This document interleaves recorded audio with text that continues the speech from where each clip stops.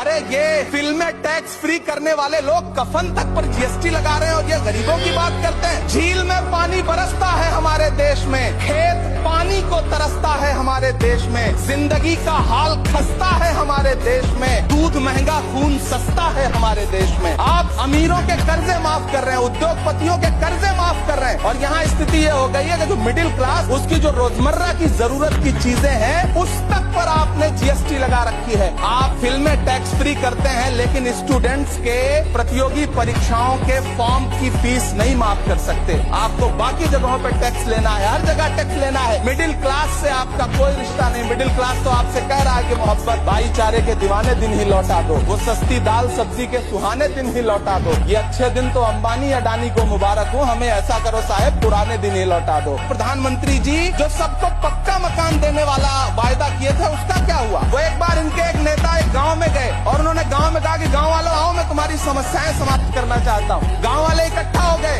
नेताजी ने गांव वालों से कहा बताओ तुम्हारी 2 समस्याएं बताओ, मैं दोनों समस्याओं का यहीं पे समाधान करूंगा। तो गांव वालों ने कहा साहब हमारी पहली समस्या है कि हमारे यहाँ कोई हॉस्पिटल नहीं है। तो नेताजी ने मोबाइल निकाला, कहीं फोन मिलाया और मिला के फोन पे पता नहीं क्या कुछ कहा कि यहाँ गांव में हॉस्पिटल नहीं है, हॉस्पिटल तुरंत यहाँ हॉस्पिटल चाहिए। गांव वाले खुश हो गए कि 1 मिनट में यहाँ हॉस्पिटल आ रहा है। अगली समस्या के बारे में उन्होंने नेताजी ने गांव वालों से कहा कि मैंने आपकी पहली समस्या समाप्त कर दी, दूसरी समस्या बताओ। तो गांव वालों ने कहा साहब इस गांव में कोई भी मोबाइल का नेटवर्क ही नहीं है। ये है इनके काम करने का तरीका, ये है झूठ बोलने का तरीका।